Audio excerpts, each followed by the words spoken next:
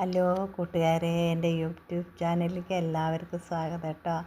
എൻ്റെ ഈ കടലക്കറിയും പുട്ടും ഇഷ്ടമായിട്ടുണ്ടെങ്കിൽ എല്ലാവരും എനിക്ക് ലൈക്ക് ചെയ്യണം, സബ്സ്ക്രൈബ് ചെയ്യണം, എൻ്റെ ഈ വീഡിയോ ഷെയർ ചെയ്യുകയും ചെയ്യണം കേട്ടോ. ഇത്തിരി ഞങ്ങൾക്ക് പണിക്കാരുണ്ട്, പാടത്ത് പണിയുണ്ട്, അതുകൊണ്ട് ഇത്തിരി കൂടുതൽ കറി വെക്കേണ്ട ആവശ്യം വന്നു. അപ്പം ഞാൻ ചെയ്ത ആദ്യം ഒരു കുക്കറിൽ തന്നെ വെച്ചു, കടല വേവിച്ച് വെച്ചു. എന്നിട്ട് ആ കുക്കറിൽ തന്നെ ഇത്തിരി ഇഞ്ചിയും പച്ചമുളകും വെളുത്തുള്ളിയും കൂടി ചതച്ചിട്ട് അത് ഒരു പച്ചമണം പോകുന്ന വരെ ഒന്ന് ഇതാക്കി.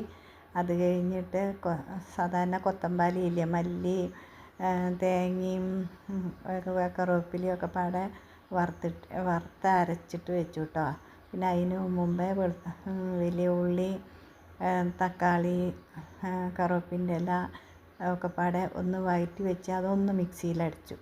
പിന്നെ ഈ മസാല എല്ലാം കൂടി ചേർത്തിട്ട് നമ്മൾ വേവിച്ച് വെച്ച കടല അതിലിട്ടിട്ട് ഒന്ന് നന്നായിട്ട് തിളപ്പിച്ച് ഇത്തിരി മഞ്ഞളൊക്കെ ഇട്ട് ഉപ്പൊക്കെ ഇട്ടിട്ട് നന്നായിട്ട് വെച്ചു കേട്ടോ. അതാണ് ഈ കടലക്കറി. കുറച്ച് ക്വാണ്ടിറ്റി കൂടുതൽ വേണം, കാരണം പണിക്കാർക്ക് പുട്ടിന് കൊടുക്കേണ്ടതാണ്. അപ്പോൾ അത് കുറച്ച് ലൂസായിട്ട് വെക്കണം നമ്മൾ, എന്നാലേ തികയൂ.